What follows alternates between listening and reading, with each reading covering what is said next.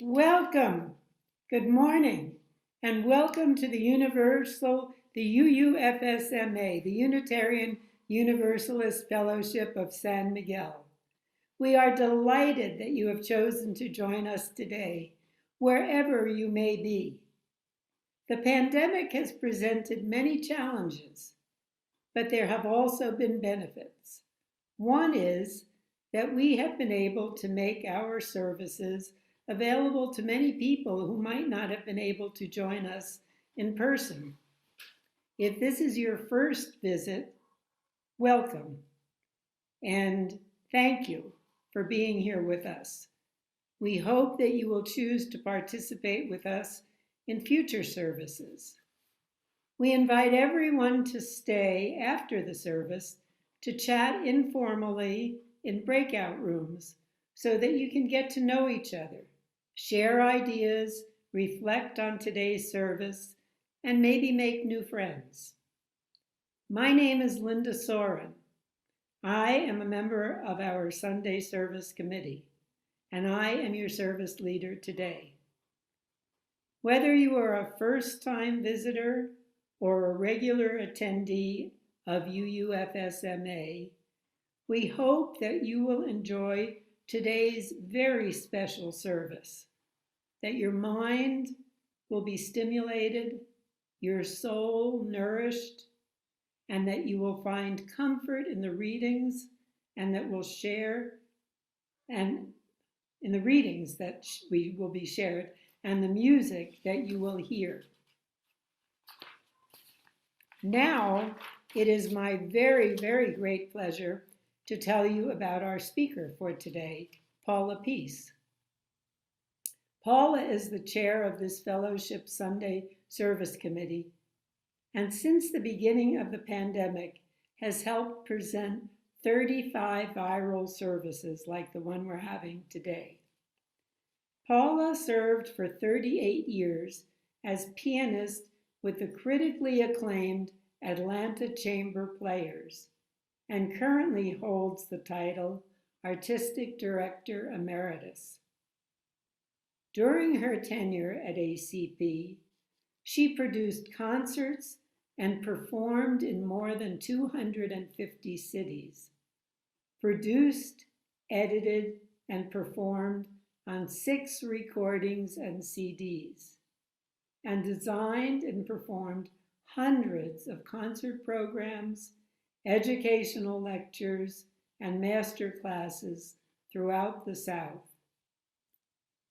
Paula founded the 50-state Rapido Composition Contest, which has led to the creation of 1,200 plus new compositions by 5 chamber ensembles in Atlanta, Boston, Dallas, Detroit, and San Francisco.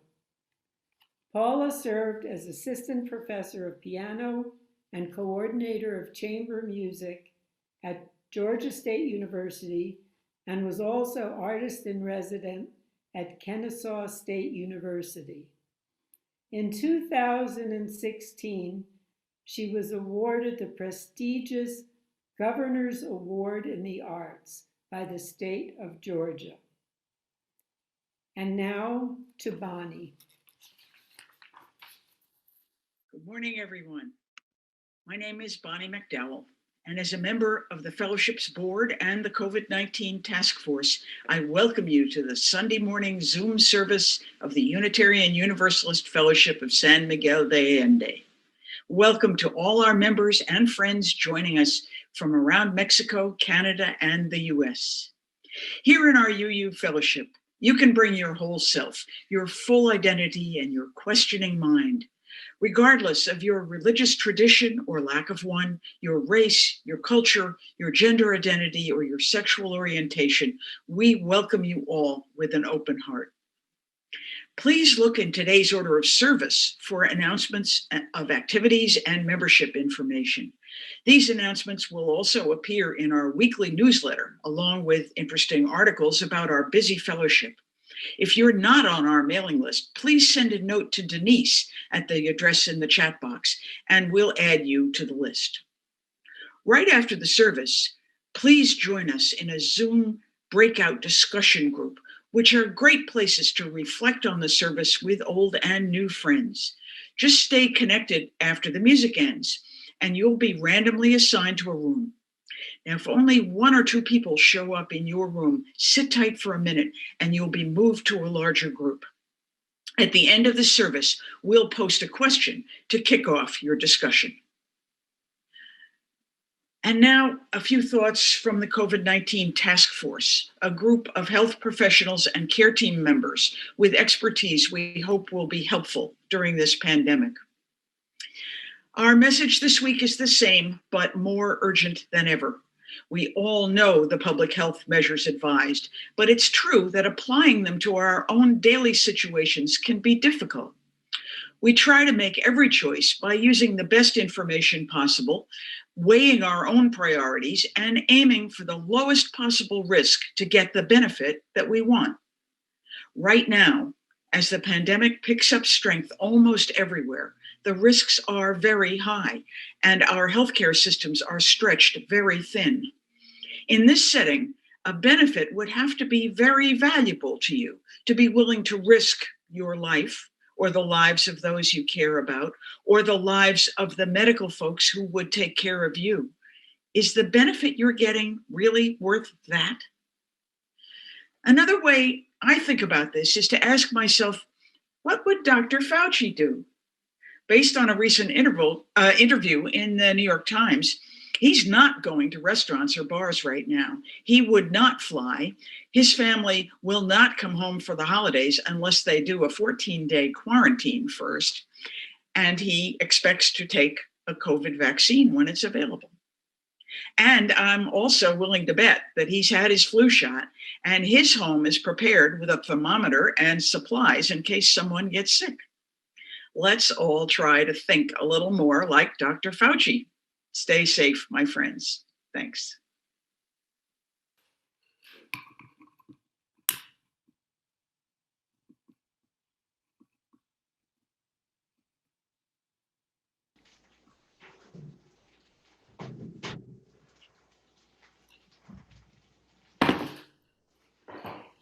Well, while the majority of U.S. citizens will be celebrating Thanksgiving this Thursday, many Native American people celebrate the fourth Thursday of November as a national day of mourning. Here is a poem by Redwing, a Native American from Minnesota. May you be able to gain the peace that surpasses all understanding, the gift from the Great Spirit, as my ancestors did. And may you be able to call the Great Spirit to bless your cornfields of present day achievements, as my ancestors did. And may you be able, in this age of creative noises and modern machinery, to find still the time to be still, as my ancestors did. And now to Dan and Diego for our covenant. We respect the interdependent web of life and work for a just and peaceful world. We encourage the search for truth and meaning, strive for compassion in our relationships, and seek values that will benefit our lives and the lives of others. This is our covenant. Respetamos todos los estilos de vida dentro de su red interdependiente y trabajamos por un mundo justo y pacífico. Alentamos la búsqueda de la verdad y la comprensión total. Nos esforzamos por mantener compasión en nuestras relaciones y buscamos valores que beneficien nuestras vidas y las vidas de los demás. Este es nuestro convenio. This song is called Sanctuary. I was sitting in an airport, something had happened, and I was emailing with my friend Parker, and I asked him, what does a person do when they're feeling personally or politically heartbroken? And he wrote back this beautiful letter that I got later, and he talked about sanctuary. That sometimes we go out into the world in a physical sense, and we take action. But there are times when we lean back and we rest in the arms of someone we trust, a community, a place we feel safe. And be grateful that we have a place we feel safe. And then you gather courage and strength and hope for what comes next. So after I read that wonderful letter, I sat down and wrote this song. Will you be my refuge, my haven in the storm? Will you keep the embers warm when my fire's all but gone? Will you remember and bring me sprigs of rosemary? Be my sanctuary till I can carry on. Carry on. Carry on. This one knocked me to the ground. This one dropped me to my knees. I should have seen it coming, but it surprised me. Will you be my refuge, my haven in the storm? Will you keep the embers warm when my fire's all but gone? Will you remember and bring me sprigs of rosemary? Be my sanctuary till I can carry on. Carry on, carry on. In a state of true believers, on streets called us and them, it's gonna take some time till the world feels safe again. Will you be my refuge, my haven in the storm? Will you keep the embers warm when my fire's all but gone? Will you remember and bring me sprigs of rosemary?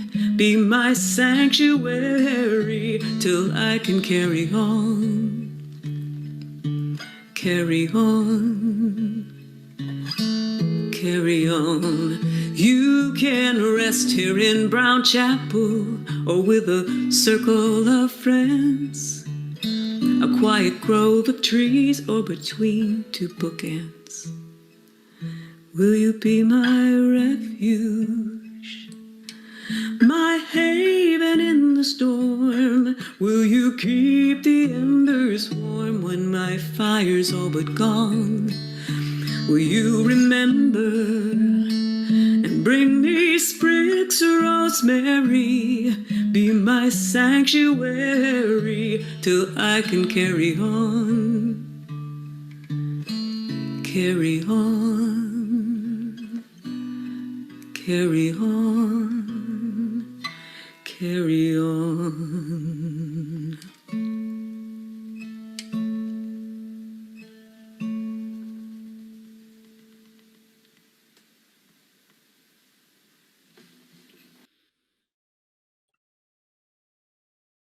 Good morning.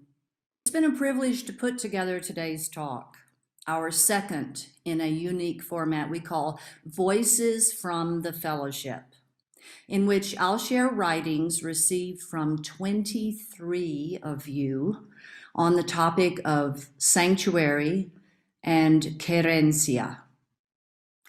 Sometimes we come together to join our energies and build our commitment to social justice. Today, as we begin the American Thanksgiving week, we come together to share some experiences of renewal, sanctuary, and gratitude. A sanctuary is a place of refuge and protection, or it doesn't even have to be a place. It could be someone or an intention which inspires and recharges. The concept of querencia speaks to some of us, originally from Spain and referring to a spot within the bull ring where the matador can find safety. Querencia also refers to the place where one's strength is drawn from, the place where you are your most authentic self. A few weeks ago, I circulated to members of this UU fellowship a couple of questions, and I invited written responses. I asked, what is your place of sanctuary? Where do you go to recover? Where can you find refuge so you can carry on? Where do you find querencia?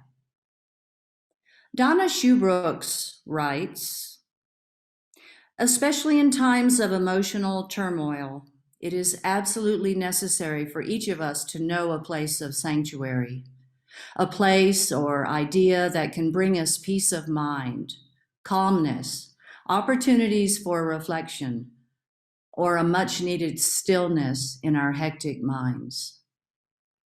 I received writings from Donna and a total of 23 of our members, and have woven them into a service tapestry in 3 broad topics. I'll finish this morning with a group of writings I'm calling Sanctuary Through Art and Spiritual Practice. We'll also focus on sanctuary through others. But I'll begin now with writings I'm naming Sanctuary Through Nature and Home, which focus on places and the feelings they permit or evoke. The Sanctuary of Nature and Home. Trish Snyder shares, Dick and I are renewed sitting on the terrace with nature all around us, hummingbirds feeding, parrots in the trees over the arroyo, a view of the mountains. the cats next door sunning themselves, and just out of reach of our dog Marquita. Lots of succulents, plants, and edibles growing. It's also the perfect viewing spot for the setting sun reflected in the windows of the homes facing us. From Kimberly Fairbanks. My place of feeling gratitude is at home on my terrace, in the shade, where I can sit and focus on being, not doing. My senses awake to the beauty of sounds of birds, smell of flowers, or nothing but breeze on my skin and so much peace in my heart. My church is here at home, surrounded with nature and the beauty of what we have created in this space we call home. Michael Hertz writes, I don't think any one place is my sanctuary because I've lived in so many places. New York City, Portland, Maine, Halifax, and Paris. I think that my sanctuary is wherever I am living, which is San Miguel right now. And I am living in my mother's house, and that makes me feel good. It is the place combined with the people who are there with you. Sue Edelstein shares, I find sanctuary and spiritual connection by getting into the outdoors, especially in a high mountain environment, away from noise, pollution, and crowds. It also works to go to our San Miguel rooftop and embrace the happy sounds of Mexico, like church bells and salsa, along with the kiss of the sun. Eleanor Goodwin writes, over these past 7 months of social distancing, I have found a refuge different from any I have had before. Being mostly self-isolated in my home in San Miguel, I have taken advantage of my patio garden that I can see from 6 rooms. It has beautiful colors, green, pink, yellow, white, orange, and red. From my roof terrace, I have great views of 3 magnificent churches in San Miguel, clear blue skies with playful clouds, and Tuscan-type hills nearby. There is also a wide variety of interesting succulents, each with distinctive shapes, colors, and textures. Sitting there in solitude has provided many opportunities for meditation and reflection. And from Chris McCaskill, as October ends and the weather chills, we rejoice that our yardless home has a tiny patio on the 2nd floor, where hundreds of bright red, long bottle brush blossoms burst out of a tall tree on our patio and dance with the light wind. A trio of monarchs, buzzing bees, and hummingbirds cluster around this tree, signaling me to find my own space on the patio couch. As they act out their harvest dances, their role and purpose are clear. I am the outsider here on that couch with my blanket, slippers, journal, and tiny dog under the blanket. My task during this is to bask in my own inter-being with these creatures and to listen, just listen, for the spiritual deity in me to help me chart out my path for today, tomorrow, and however many days lie ahead. Donna Shoebrook says, for me, nature and brilliant colors help my mind relax, appreciate everything around me, and simply settle down. I could stare at brilliant flowers, endless waterfalls, autumn leaves, bright blue skies, infinite night stars, ocean tides, majestic mountains, romping puppies or a baby's smile, and feel sanctuary, peace of mind, and true joy. We do not have to spend money to find it. Sanctuary is all around us. From Nora Cohen. My physical place of sanctuary is a little creek waterfall, very wild when the water is high in spring and very gentle in summer. It is my place of prayer. On the walk down the country road to the waterfall, I gather my thoughts, thinking with gratitude of all the things I am grateful for. I look for a small piece of bark for a little boat. In it, I invest my prayer. Sometimes it is for a friend or family member who is struggling. Another time it might be for righting ills in the world. Often it is for more patience for myself as a caregiver. I finger that prayer boat as I approach the water, and I notice the tinkly sounds of water on stone, the beauty of light dancing on the ripples. I cast the boat into the current, hoping it sails downstream and does not get caught in eddies or backwater. This sweet spot is my place of peace. Cornelia Ulrich says that she was recently watching a program about a Benedictine monk in Austria, and he says something which stays with her. The monk quoted something in Latin, in cella caelum, or in one's cell, in one's home. There is heaven to be found, within you. For me, my sanctuary cell is my home, where I feel sheltered, safe, and embraced, and with a view and light I don't get tired of, where I find coziness and inspiration. Margot Johnson shares this writing about her sanctuary. I make a left into the cabin driveway. This is one I've stayed in before. Of course it is. I've stayed in almost every one of them during my 78 years of coming here.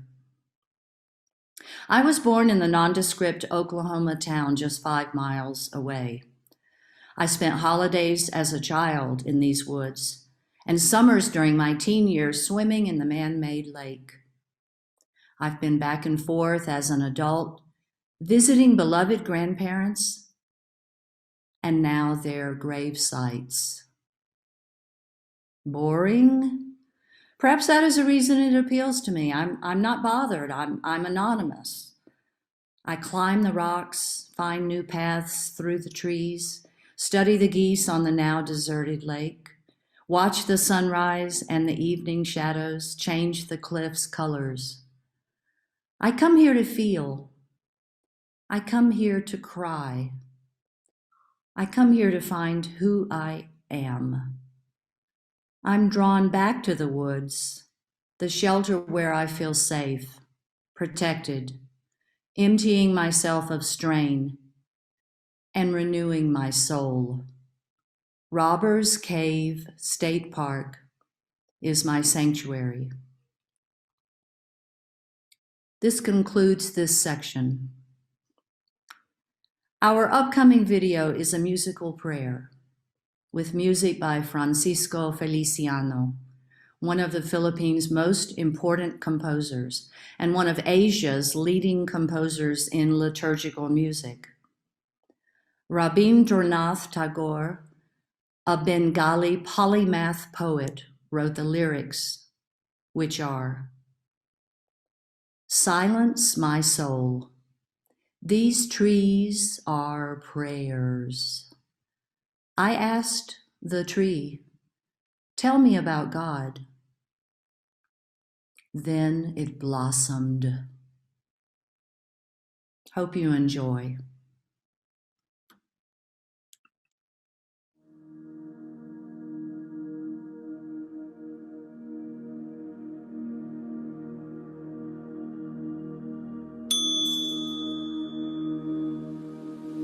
Silence my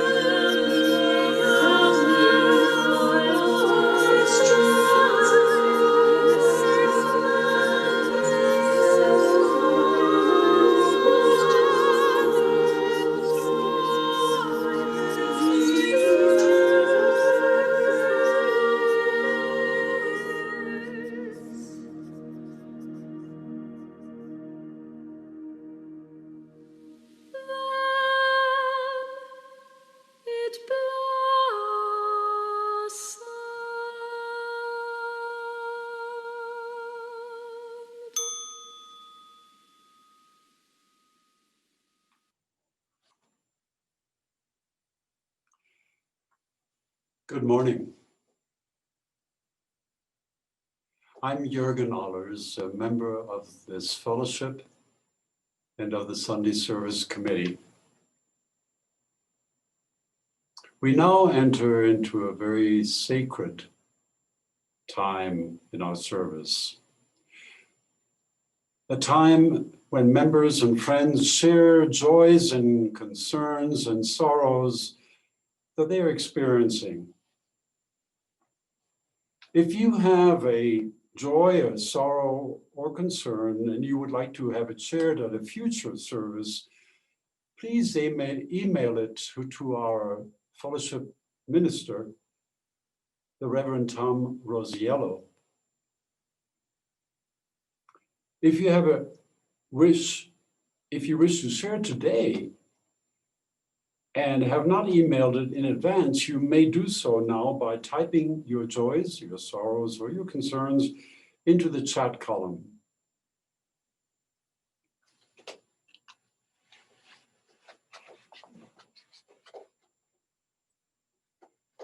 I light the first candle because we have a great joy to share. It's a birthday joy. A dear friend of Paula Peace has chosen to observe Paula's birthday this week with a generous gift to the UUFSMA Endowment Fund. The gift was accompanied by these words of tribute. Paula has worked with devotion and diligence for the UUF in many ways. The most noticeable is her production of Sunday services that require so many talents, skills, and definitely much time. We are so fortunate to have her in our beloved community.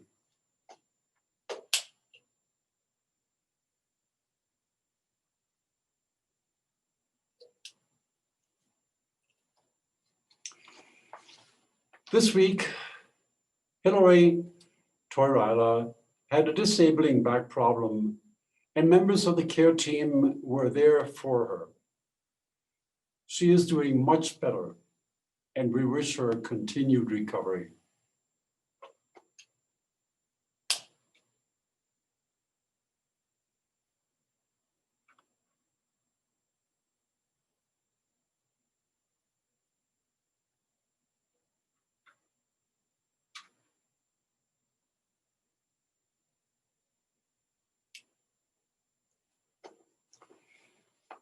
This past Friday was the Transgender Day of Remembrance. We light a candle to memorialize all those who have been murdered as a result of transphobia, and to draw attention to the continued violence endured by transgendered people.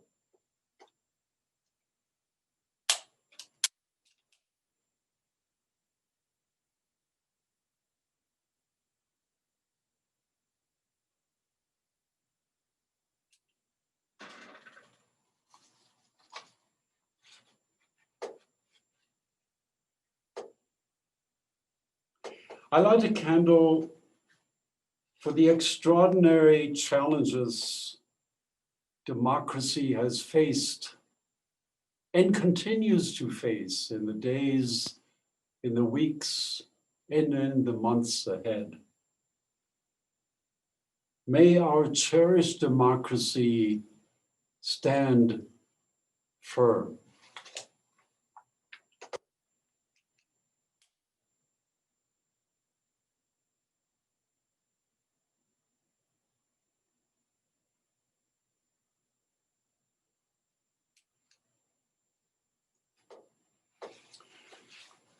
As the pandemic continues to surge, bringing great anxiety and deep sorrow to so many people around our planet, I light a candle of hope, because we've heard this week the news that successful vaccines are within sight of the coming year.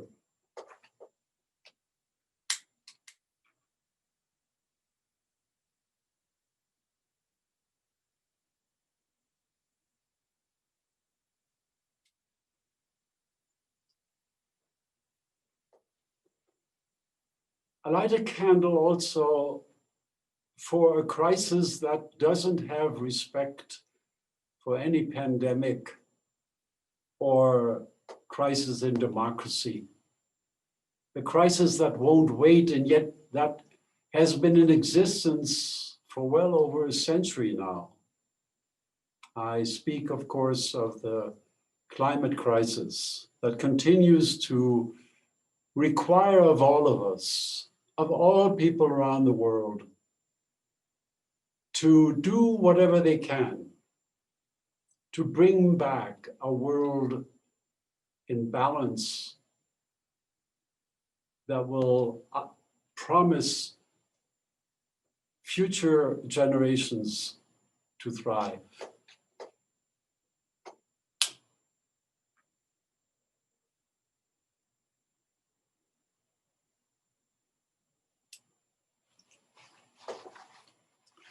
And finally, I light a candle for all the joys, concerns, and sorrows that we hold deep within our hearts, but remain unspoken.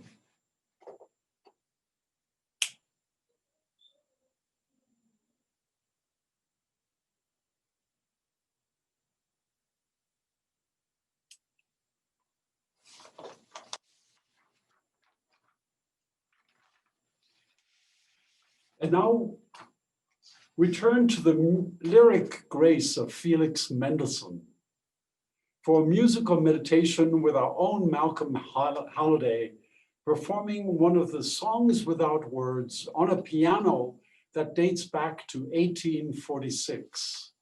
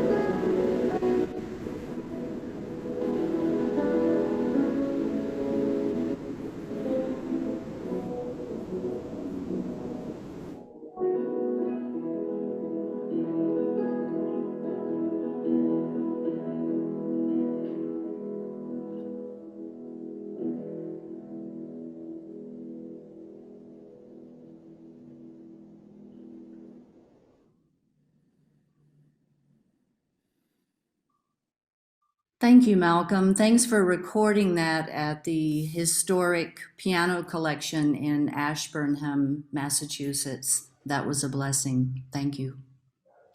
Now for part 2, sanctuary through others, sanctuary in giving or connecting with others. Stan Allen shares, thanks for the word and concept of querencia. The idea of home, place, or moment of strength in my authentic self comes with genuine service and mutual emotional connection to others. Whether at Abba House, in my personal relations, or slamming a tennis ball deep into my opponent's court and having a fierce exchange. Cliff Durand writes, where do I go to restore my spirit? Early in my adult life, I was inspired by African Americans and their white allies who struggled against racial discrimination.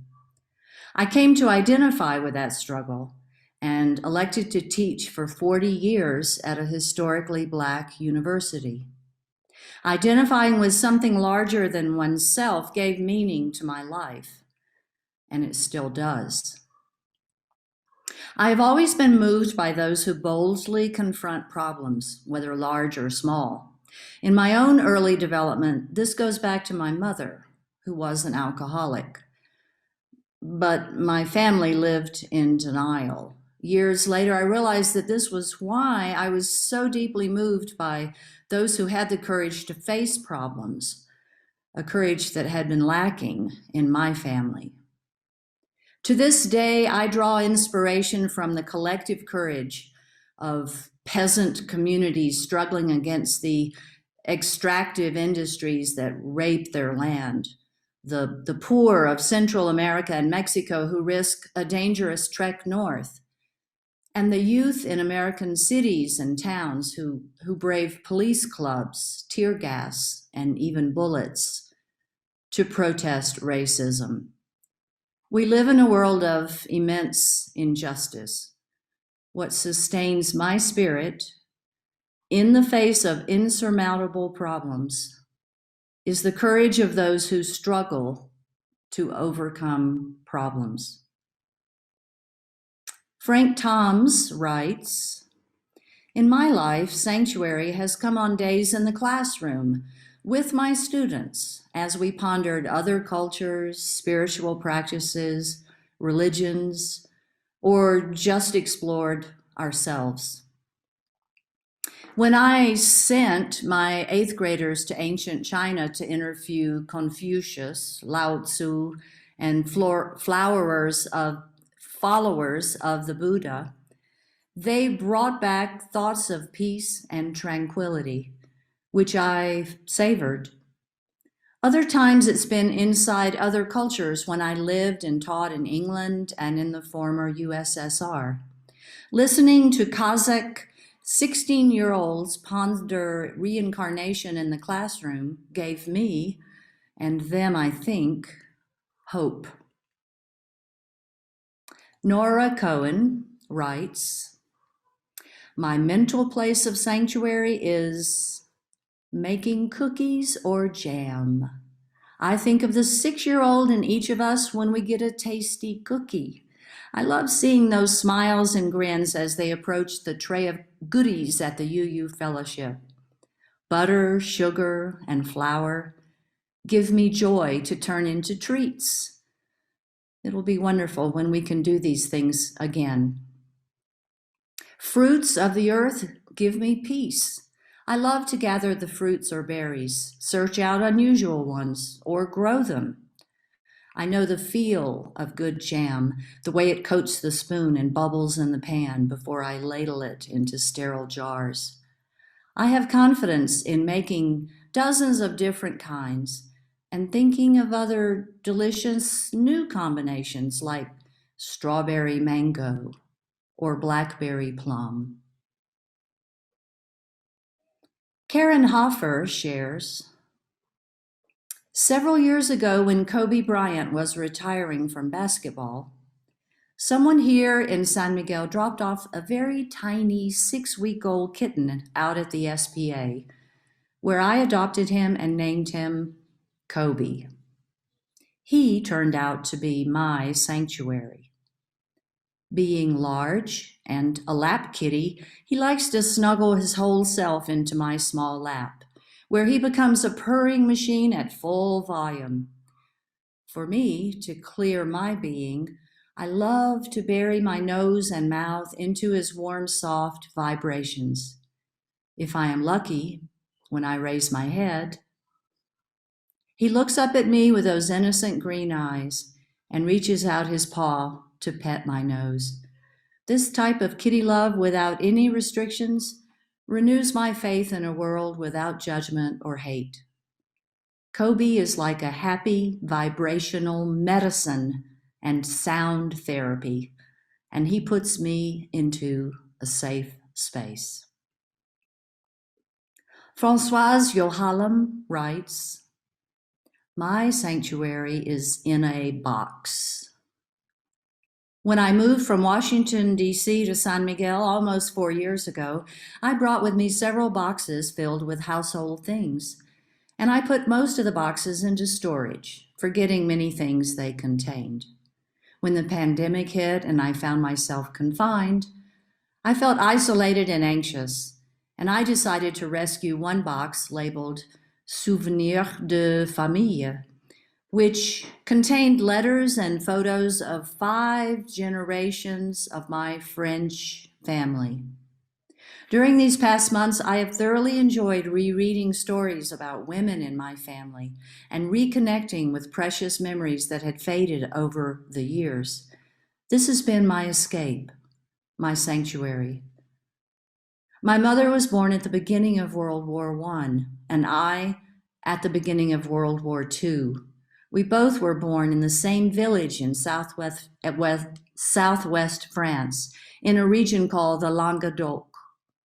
In her writing, my mother talks about the tragedy of the aftermath of the war, about families grieving the loss of a son, brother, or husband, and compounded with the arrival of the tuberculosis that indiscriminately decimated young and old. My childhood was not easy.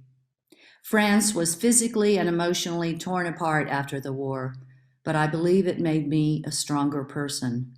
My mother had a difficult marriage, but she wrote about her childhood memories so that my children and grandchildren could learn what life was like when she was growing up in France. She wrote so that I could find solace, pride, and inspiration in these memories and not feel sorry for myself. She wrote so that I could appreciate the genes, the lessons, and the wings I have inherited from a lineage of exceptional women. Their stories provide me sanctuary. Sue Edelstein shares, "One way I find sanctuary is to lean back and think of my friends, my family, and my loves, past and present. I have been lucky in my life to have special relationships." And Betsy Davies says, "My sanctuary is personal. Especially now with COVID and election news bearing down on us, Jim and I find peace and relief from the world in hugs, the two of us. All the stress melts away." This ends this section. And now a few words about our next music, "And So It Goes" by the great Billy Joel. Despite the obvious subject matter of romantic love, to me this beautiful song refers to a broader relationship one has with others in society and with oneself. I believe these lyrics confirm the opportunity we each have to heal disappointment and heartbreak of many, many kinds in the personal sanctuaries of our hearts. Hope you enjoy.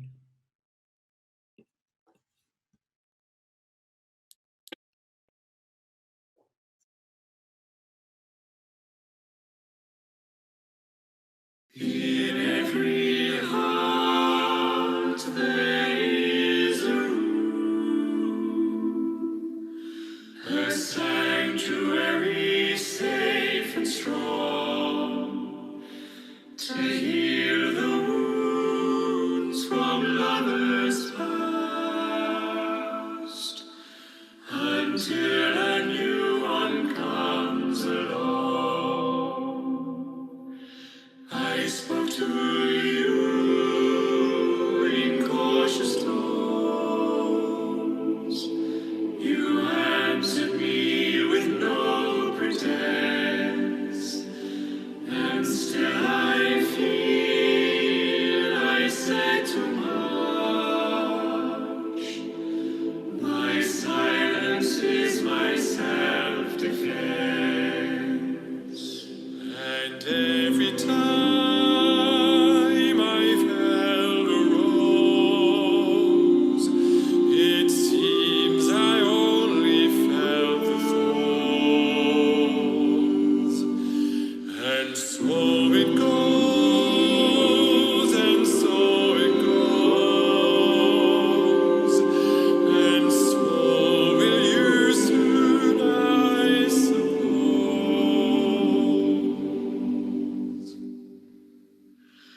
But if my silence made you leave, then that would be my worst mistake.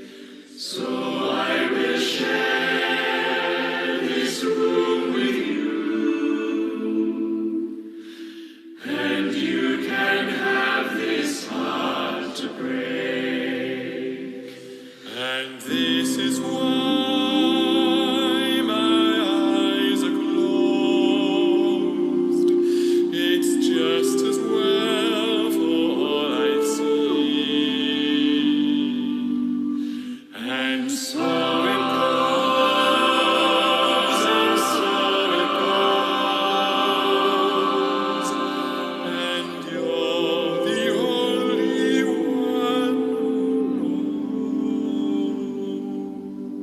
knows. So I would choose to be with you. That's if the choice were mine to make. But you can make decisions too.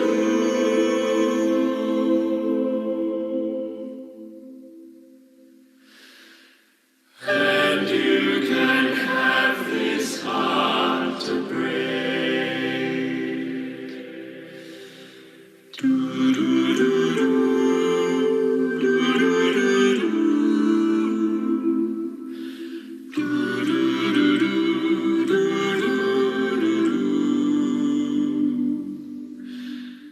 And so it goes, and so it goes, and you're the only one who knows.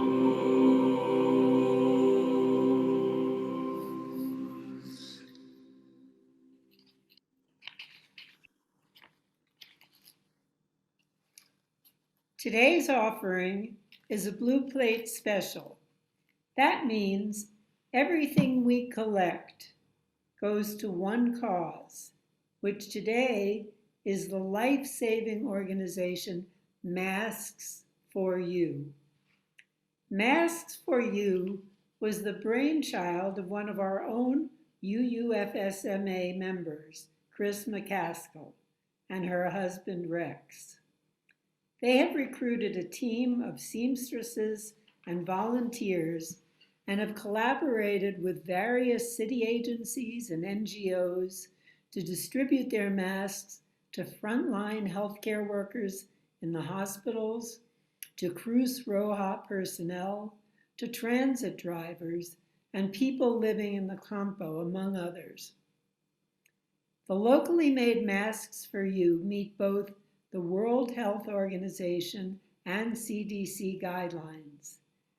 They have made at least 50,000 masks, many given at no cost to charitable organizations. Local women sew the masks, and a team of unpaid volunteers help with cutting and other tasks.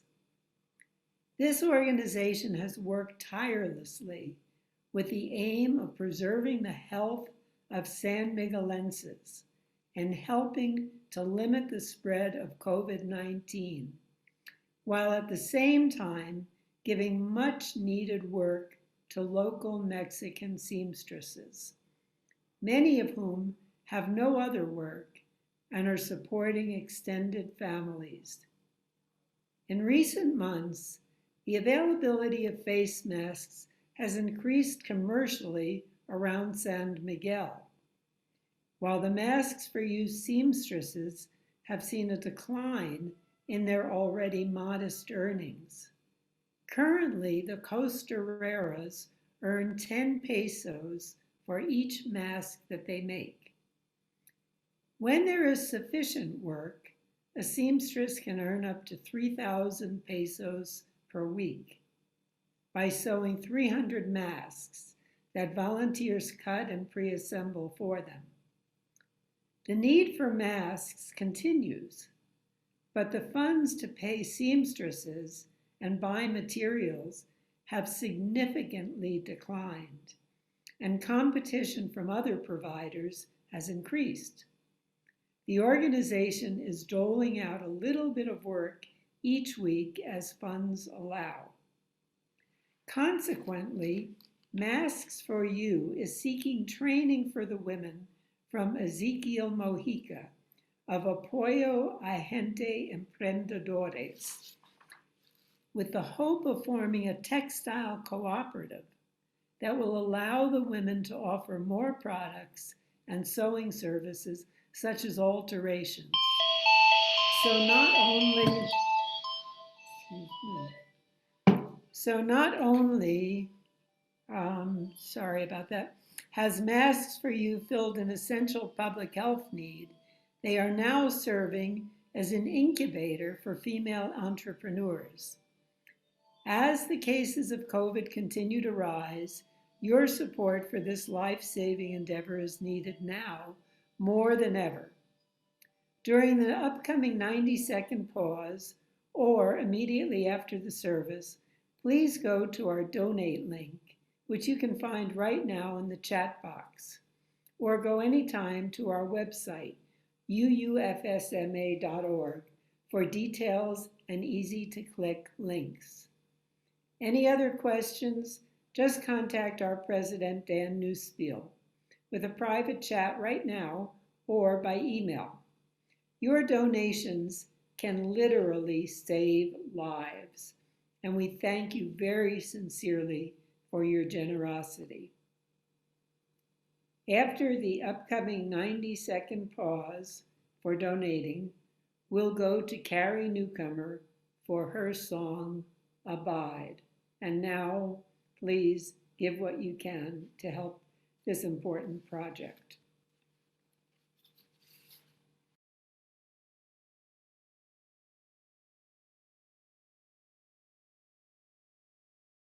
I will bring a cup of water. Here's the best that I can offer. In the dusk of coming night, there is evidence of light.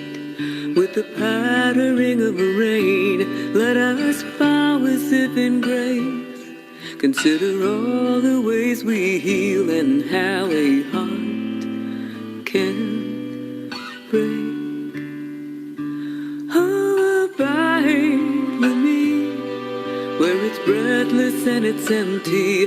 Yes, abide with me, and we'll pass the evening gently. Stay awake with me, and we'll listen more intently to something wordless and remaining, sure and ever changing in the quietness of now.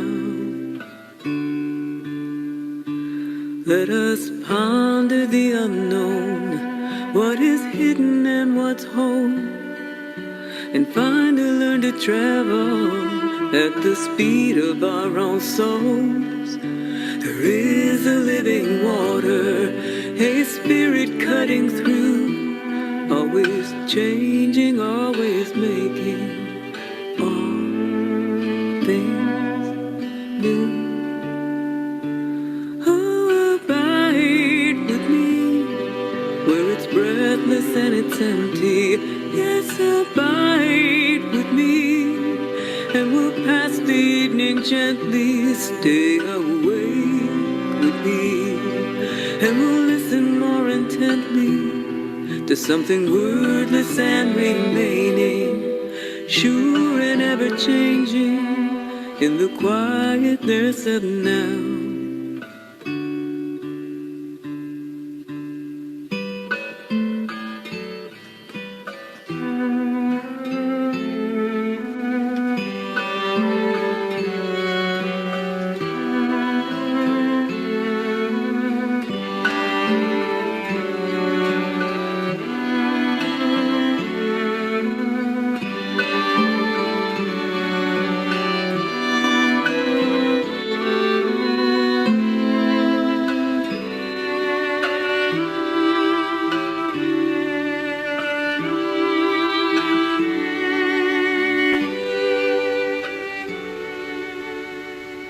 There are things I cannot prove, and still somehow I know it's like a message in a bottle that some unseen hand has thrown.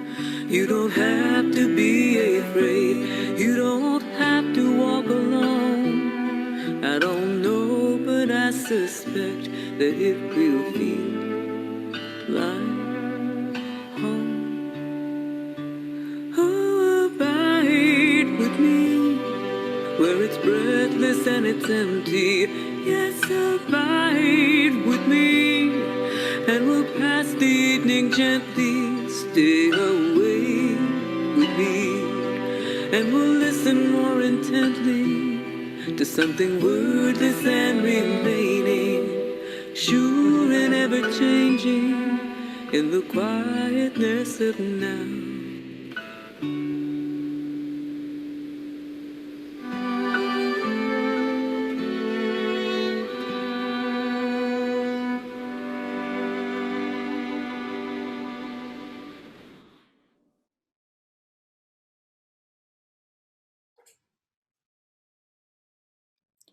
This is our third and final section, Sanctuary through Art and through Spiritual Practice. Sue Edelstein writes, "For recovery, I can crawl into a beloved piece of art and live there for a while, sensing color, space, and life." Judith Genya shares, "I am an artist, and it is when I am deeply into my creative process that I find calm and sanctuary. In the midst of painting, I lose a sense of time, place, and the outside world. I am in a world of color, image, space, and brush strokes. It is then that I am both energized, productive, and at peace." Eleanor Goodwin says, "Gazing at the art on my walls, each piece selected intentionally over the years with love, provides many opportunities for meditation and memories. My two book groups provide stimulating entertainment, and Alexa provides listening enjoyment most of the day with my favorite classical music." And from Frank Toms, "I find sanctuary in my writing, tapping two fingers on a keyboard, my mind alight with thoughts from somewhere I have yet to imagine." Donna Shoebrooks writes, "Sitting comfortably and listening to beautiful classical music of the masters brings true peace of mind and emotional well-being. Look around you. Peace is always nearby." Hilary Torella says, Without any doubt, my sanctuary, place of peace and re-energizing, or querencia, has always been found in reading. It allows me to step into another sphere where hurts, disappointments, and irrational thoughts disappear. Because I can escape to my querencia, I've hardly ever experienced boredom or loneliness. Flying to my sanctuary remedies all. And finally, several people shared about finding sanctuary through spiritual practice. Rohana Lang says, "My sanctuary is both inside and outside myself, a spiritual practice that I began in the 60s. Rather than a geographical place, it goes everywhere with me. I have done it for half an hour, a few times a week, alone, and with other people for more than 50 years. While doing it, I feel I am connecting with a deeper part of myself. It is for me a meaningful experience that goes beyond belief, religion, or creed." Eleanor Goodwin writes, "Tuning into virtual programs on spirituality presented by Spirit Rock, Omega Institute, the Dalai Lama, Eckhart Tolle, and the UU Fellowship has given me the grist for meditation and reflection. I have found my refuge. It is newly within myself." Joan Wolfe shares, "Throughout my life, I have found sanctuary with family and friends and in spending time in nature, and I continue to find true comfort and renewal there.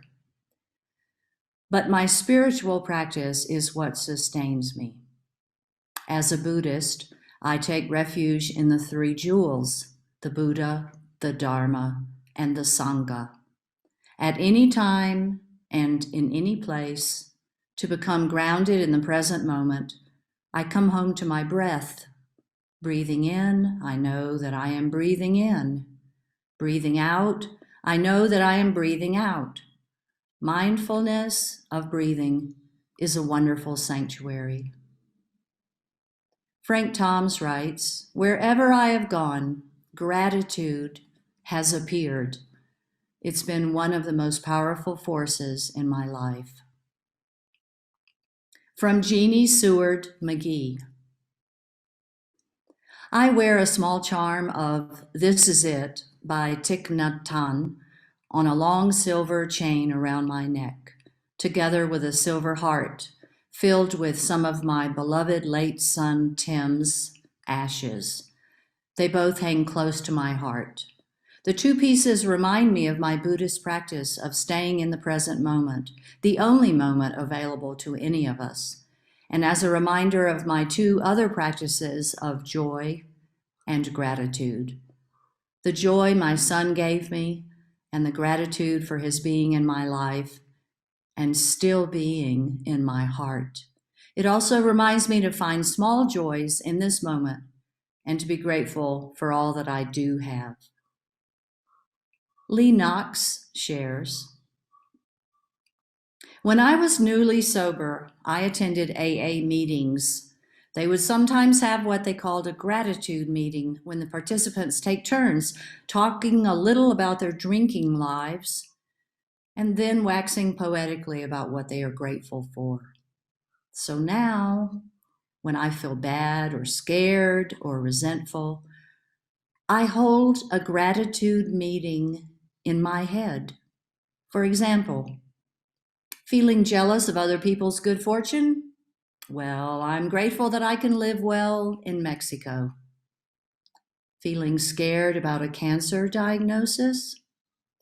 I'm grateful that they found it early and can remove it. Feeling down about the pandemic? I'm grateful that I receive Social Security and thus have what I need. This feeling of gratitude is where I feel safe. It gives me sanctuary." And finally, Inez Andrews writes, Life has not been easy. However, each challenge has pushed me to ask, who am I and why am I here? One particular event had a lifelong effect on my life. In 1975, I was a drug counselor working with heroin addicts in Tucson, Arizona, when we were invited to a course called Silva Mind Control.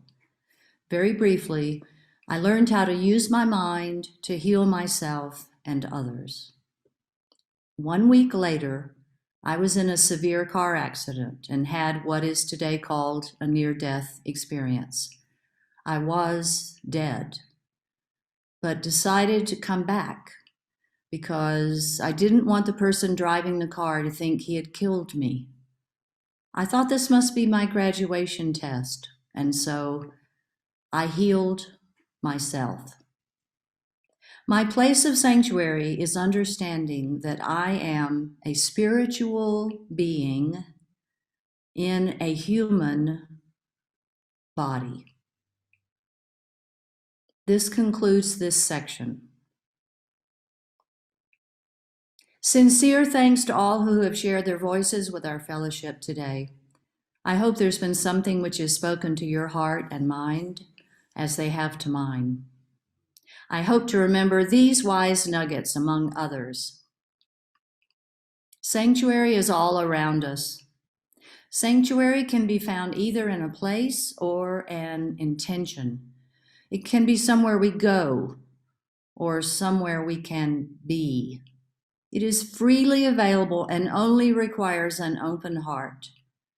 Dare one be grateful for the space the pandemic has created? Not the illness, of course, but the pause it has offered. And I have found my sanctuary. It is newly within myself. During this American holiday week of Thanksgiving, may we all be mindful of the power of gratitude to guide us to peaceful and healing sanctuary through which we can open the doors to happiness. And now to a recent recording of a simply gorgeous piece of music by British composer Ralph Vaughan Williams, the Fantasia on a theme by Thomas Tallis.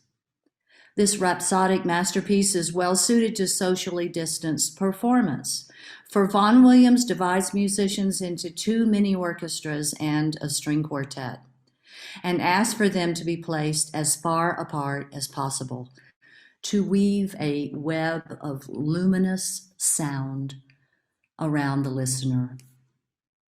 Hope you enjoy.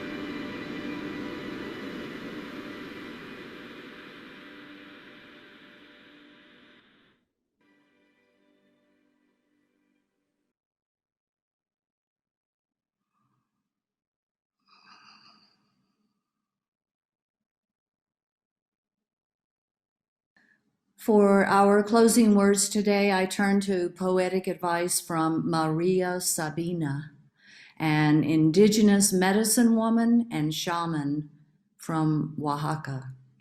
Maria Sabina writes,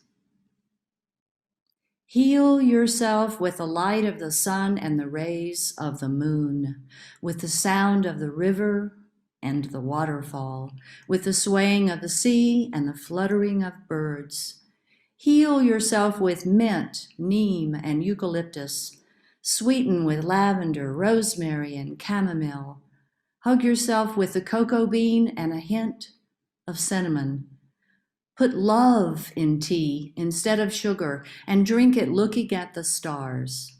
Heal yourself with the kisses that the wind gives you and the hugs of the rain. Stand strong with your bare feet on the ground and with everything that comes from it. Be smarter every day by listening to your intuition, looking at the world with your forehead. Jump, dance, sing so that you live happier. Heal yourself with beautiful love and always remember, you are the medicine." May it be so.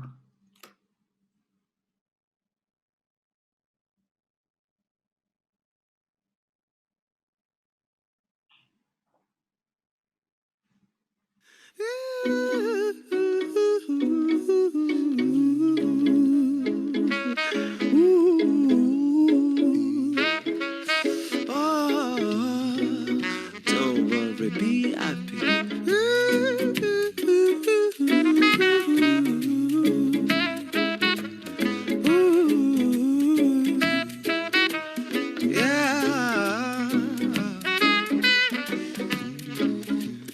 Here's a little song I wrote. You might want to sing it note for note. Don't worry. Be happy. In every life we have some trouble. When you worry, you make it double. Don't worry. Be happy.